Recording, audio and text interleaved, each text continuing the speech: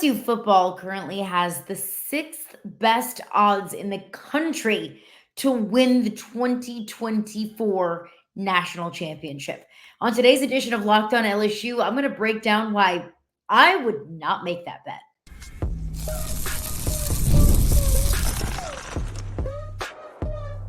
You are Locked On LSU, your daily podcast on the LSU Tigers.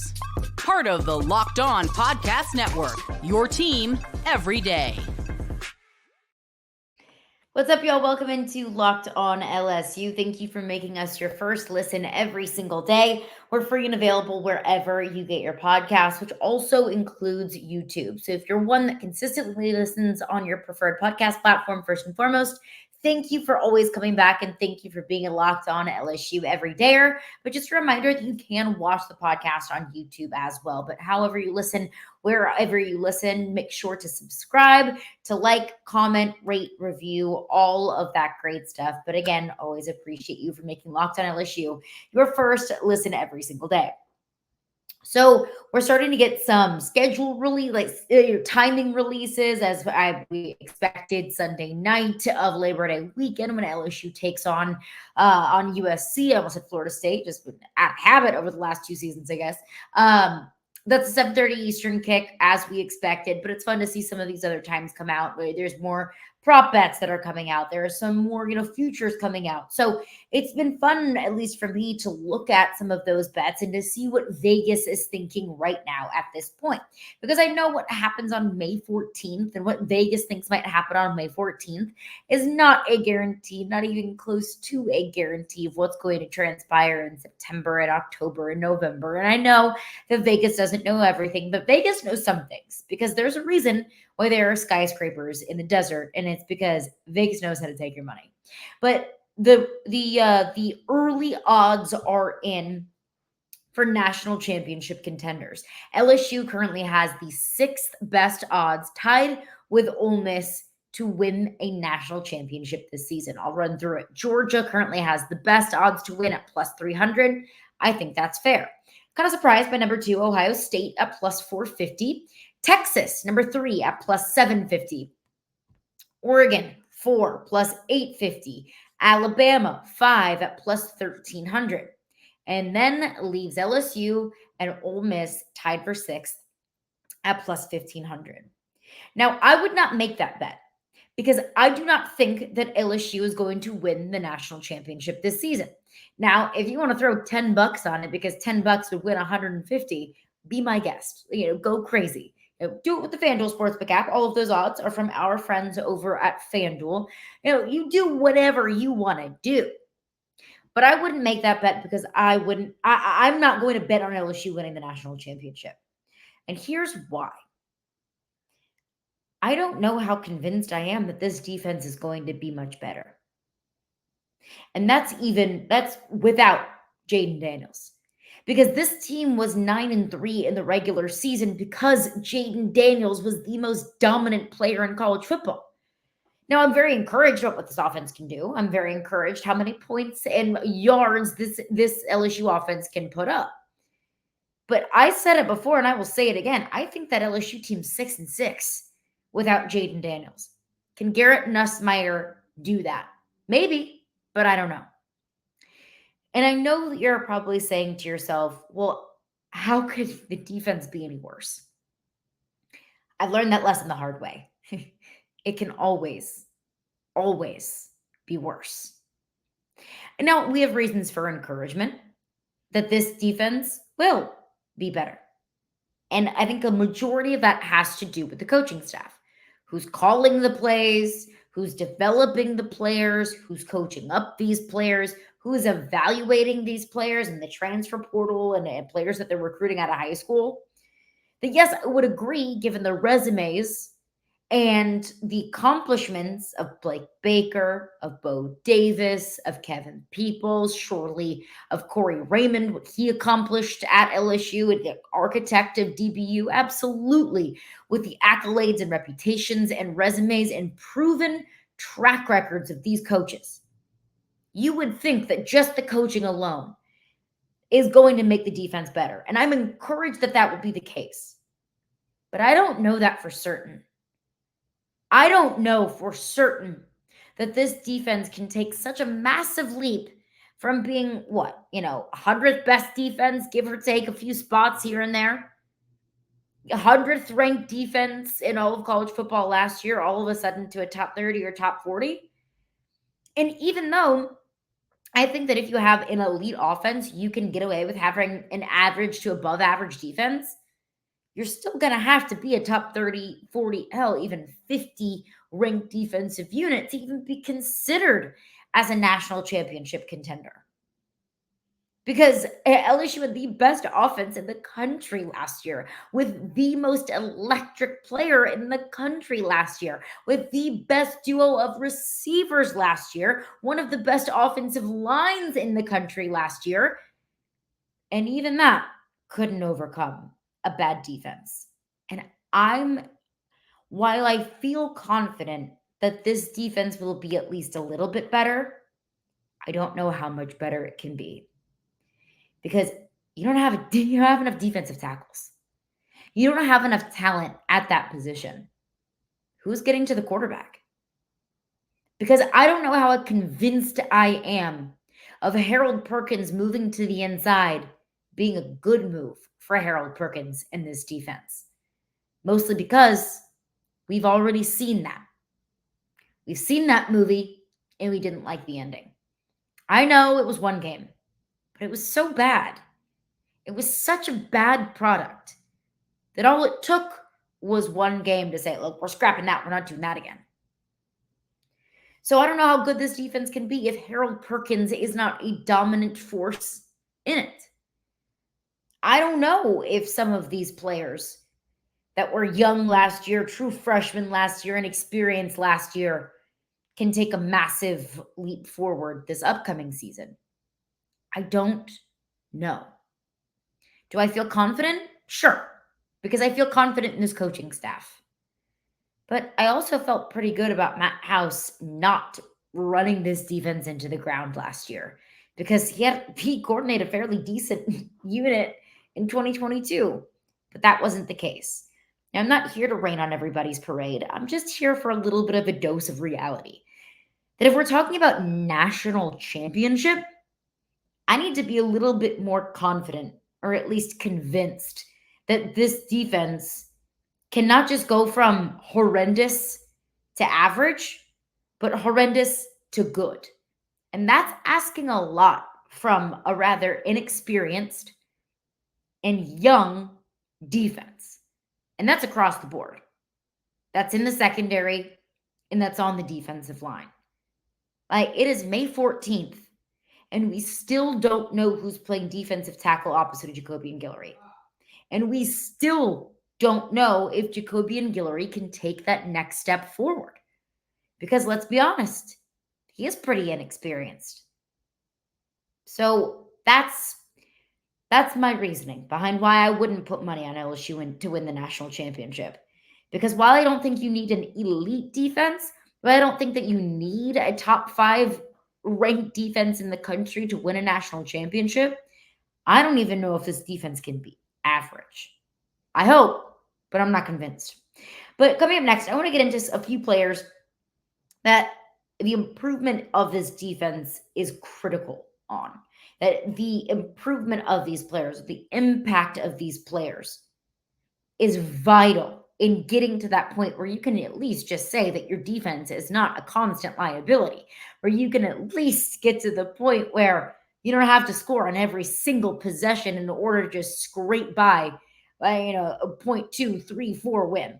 So we'll get into that coming up next. 3 players that I think that this defense is going to be incredibly reliant upon this upcoming season. We'll do that coming up next after just a couple of words from our sponsors.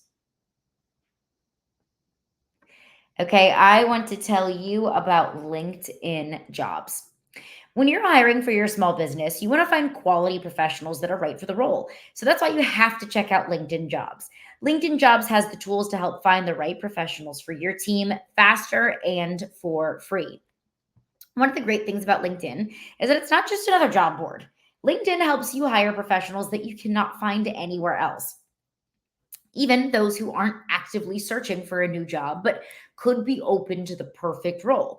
In a given month, over 70% of LinkedIn users don't visit other leading job sites. So if you're not looking on LinkedIn, then you're looking in the wrong place. On LinkedIn, 86% of small businesses get qualified candidates within 24 hours. So hire professionals like a professional on LinkedIn. And I can personally attest that LinkedIn Jobs makes the job search process so much easier. So post your job for free at linkedin.com/lockedoncollege. That is linkedin.com/lockedoncollege to post your job for free. Terms and conditions apply. All right, rolling along here, Locked On LSU. Thank you for making us your first listen every single day. We're free and available wherever you get your podcasts. Are you watching Fox Sports or ESPN on your TV all day? Do you have to turn on the volume with all that shouting? Make the switch to Locked On Sports today. It's a free 24/7 sports streaming channel programmed for you every day to bring you the biggest stories without all the screaming. Locked On Sports today brings you can't miss analysis, opinions, and news, streaming 24/7 on YouTube or the free Amazon Fire TV channels app. Part of the Locked On Podcast Network, your team every single day. The reason why I'm not buying LSU as a true national title contender. Now, do I think that LSU can have a really good season? Yeah, I do. Do I think that if LSU wins 10 regular season games, that could be enough with the schedule that they have to get into the college football playoff? Yeah, I do. Don't get that twisted. Like, I think LSU can be a 10-win football team this season. But winning a national title might just be a little bit too rich for my blood.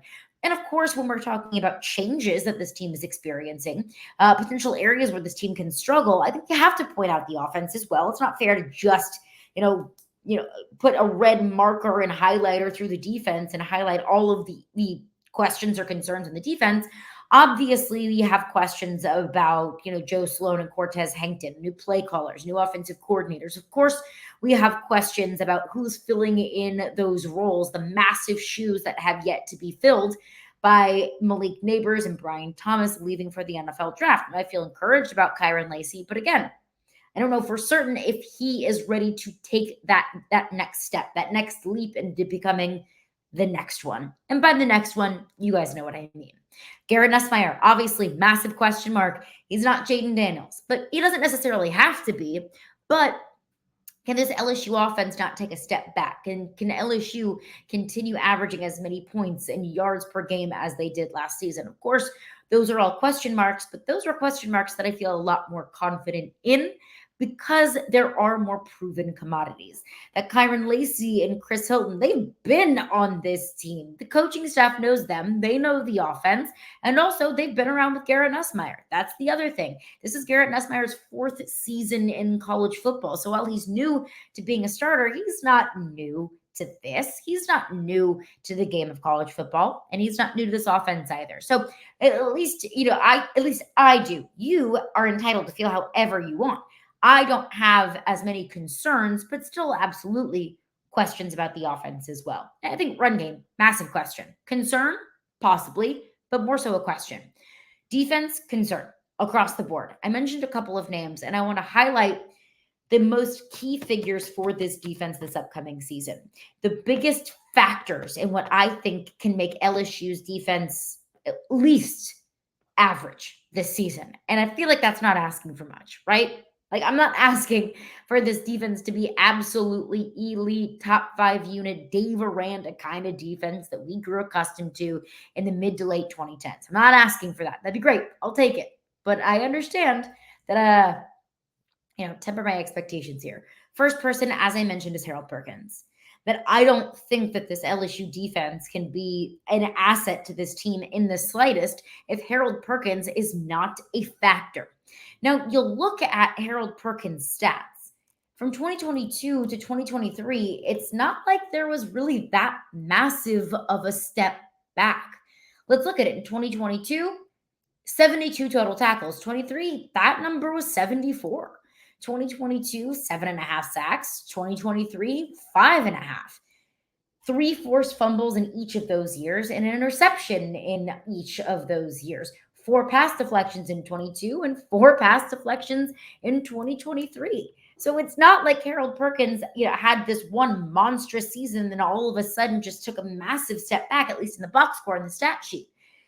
But we all know that watching LSU week in and week out, you didn't feel Harold Perkins the same way that you felt him in 2022. I think that is the kind of statistic that can't be measured, is feel. Even if I don't see you show up on the stat sheet, do I feel you in the game? Do I feel you making an impact? You didn't feel Harold Perkins the same way you did in his year one. Now, of course, you look at a lot of Harold Perkins' production, a lot of that came out of the Arkansas game. When I affectionately call that the Harold Perkins game of 2022. Because without Harold Perkins, you do not win that game in Fayetteville.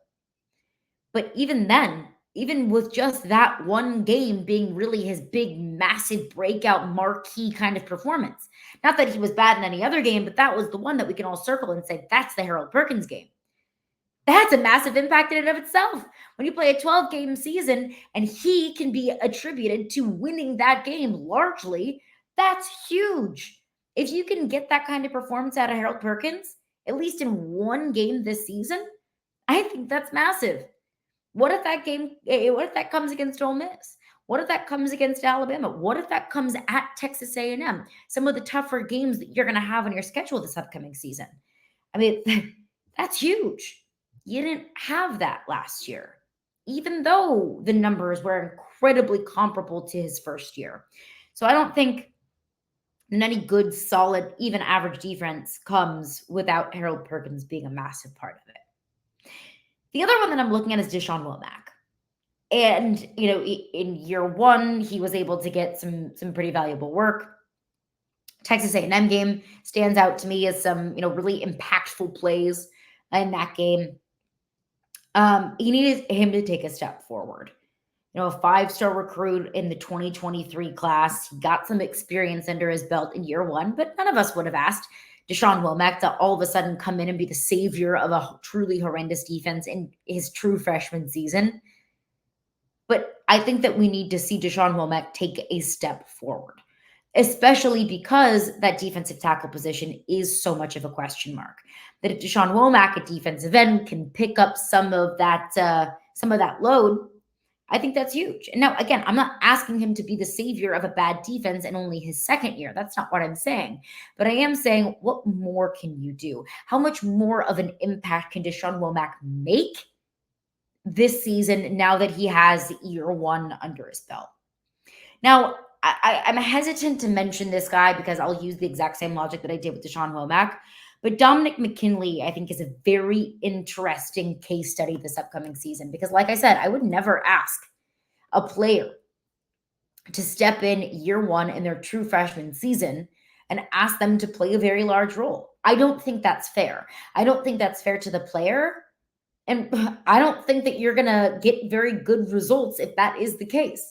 Harold Perkins doing what he did as a true freshman is the exception. That's not the rule.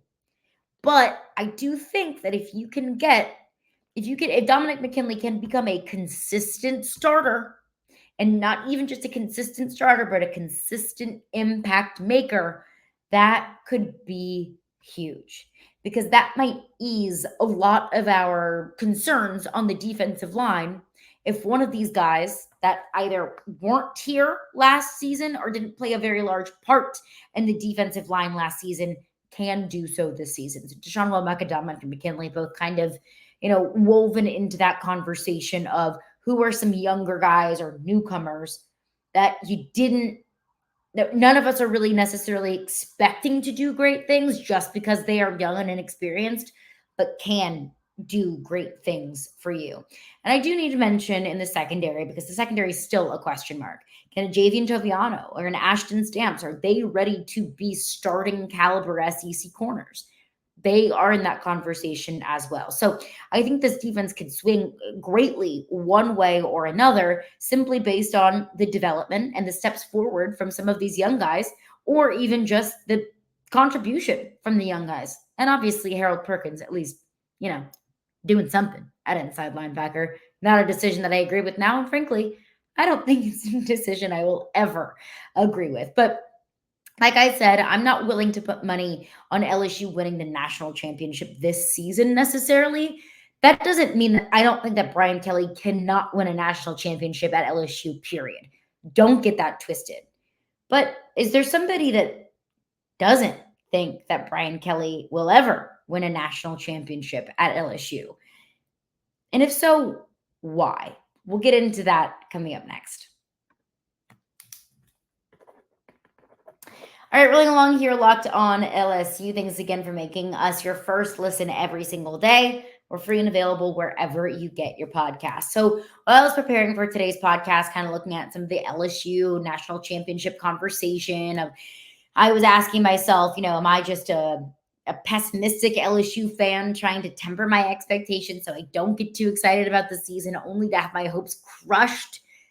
Or is it me, trying to just be realistic and looking at this roster for what it is at face value? Or, I always like to see what the national conversation is, because obviously I'm biased and I try not to be as biased as possible. But let's be honest, I got purple and gold tinted glasses on just like a lot of you do. So I was looking at what some of the national championship conversation is. And I was looking at this article on yahoosports.com. This is from Adam Friedman, who's a national recruiting analyst with Yahoo Sports with Rivals. And he puts out this article called Fact or Fiction. Throwing out just a narrative out there in college football and deciding, in his opinion, very simple, is it fact or is it fiction? One that he writes is LSU will win a national championship in the Brian Kelly era. However, Adam Friedman calls that fiction. He writes, history is against me on this answer, but Brian Kelly will prove me right if he doesn't change his stance on NIL and recruiting in the transfer portal.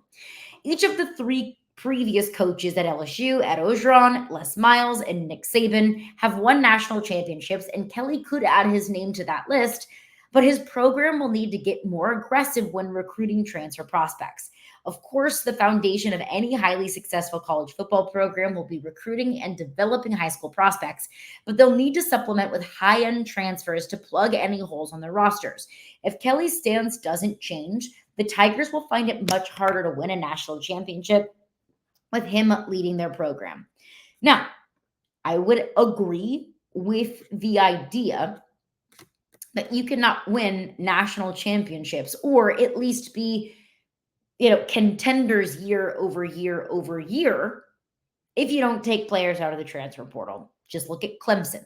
Look at Dabo Swinney and Clemson. I don't think any of us are looking at Clemson now the way we looked at them in 2015, 16, 17, 18, 19. And it's because their roster has struggled greatly because Dabo has really pushed back against a lot of the changes in college football. He's been very outspoken about being anti-NIL, anti-transfer portal. But that's not Brian Kelly. That's what has been the root of so much of my frustration about the reaction from Brian Kelly's comments about we're not in the market of buying players. It's been misconstrued and misinterpreted across the board from fans to college football insiders and analysts. That's not what he's saying. He's not saying we're not going to get transfer portal players. He's not saying we're not going to pay players NIL money. He's just saying, look, if we view a market value for a certain player, we're not going to go above that. And again, I've acknowledged that might be the wrong approach. But right now, I agree with it. I could be wrong. I could be big fat wrong. But right now, I agree with the idea and the notion of not disrupting the harmony of your locker room and not going against your principles of roster construction just because some guy that plays at a position of need wants $1.5 million, hypothetical number, and you value him at $250,000. Like I agree with that sentiment. So while I don't think that LSU will win the national championship this year, I don't agree with the fact that Brian Kelly won't win a national championship because of, quote, his stance on NIL and recruiting in the transfer portal. Like, did we forget that last season, LSU had one of the top-rated transfer portal units in the country? And did we forget that some of those players that LSU brought in the transfer portal, very highly rated players in the transfer portal, Never even really saw the field. Looking at you, Denver Harris. So while I think that there is so much value in recruiting for the transfer portal, while I do think that LSU might be kind of screwed because they didn't get a defensive tackle in the transfer portal, it's not like this is some, philosophy that Brian Kelly will, it's so anti-NIL or transfer portal. They missed out on a defensive tackle in the spring transfer portal window. Will that come back to bite them in the butt? Yes, I think so. But it wasn't for lack of trying. I mean, LSU took a spring transfer portal in Gio Paez. And look at the fall transfer portal. Jordan Gilbert, position of need at safety. Xavion Thomas, CJ Daniels. LSU was looking for more experience and depth of the wide receiver position. So they added those two receivers in the transfer portal.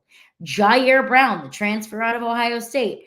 What did LSU need? Depth and experience at the cornerback position. What did they do? They went out and they got a corner. What did LSU need? More experience at the backup quarterback position. What did they do? They went out and got AJ Swan. Is it the, most star-studded transfer portal class? No, not by any stretch of the imagination. Is it the deepest transfer portal class? No, it's not. LSU took 7 players in the transfer portal in the 2024 window. So no, it's not the deepest transfer portal class. And no, it's not what Lane Kiffin did at Ole Miss, bringing in Logan Diggs, bringing in Juice Wells from South Carolina, bringing in Princely Mamiellen from Florida, bringing in all of these star-studded players, household names across the SEC. No, that's not what Brian Kelly did.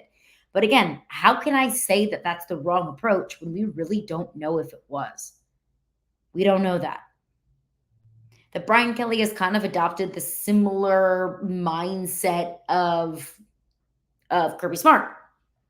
That Kirby doesn't want to build transfer portal rosters. He wants to build and develop through the high school ranks. Now, Kirby is open to bringing in and has supplemented his roster through the transfer portal. London Humphreys, a receiver out of Vanderbilt. Really, really good receiver. That's one that I wish LSU would have been able to land. So it's not like Kirby isn't going to the transfer portal at all. He absolutely is. It's just a majority of that roster is constructed from the high school ranks. Now, there's no guarantee that Brian Kelly is going to be able to do what Kirby did. There's no guarantee that Brian Kelly is going to be able to recruit and develop enough talent in enough time for him to be able to stick around and see the fruits of his labor if LSU fans and if Scott Woodward grows impatient with the direction of this program. It might cost Brian Kelly his job. I wholeheartedly admit that. But if there's a reason why Brian Kelly doesn't win a national championship, I'm not going to say it's because he didn't try recruiting in the transfer portal. I think it's going to be for several other reasons. Now, could LSU miss out on a national championship opportunity this year because they missed out on a defensive tackle in the spring transfer portal window? That I feel a little bit more confident in saying. But that's going to do it for me today. Thank you for making Locked On LSU your first listen every single day. We're free and available wherever you get your podcasts. And coming up on tomorrow's edition of Locked On LSU, it's a Mailbag Wednesday, so get those questions in. Questions, comments, concerns, anything that you want me to address on the podcast, we'll get it into that on tomorrow's edition. Plus, LSU's hosting more defensive tackles, even though they've missed out on the top 3, top 4. It's a swing and a miss on some of the top D tackles in this transfer portal window. The hunt continues. Who is it? Do we like it? Do we agree with the philosophy? We'll get into that on tomorrow's edition of Locked On LSU.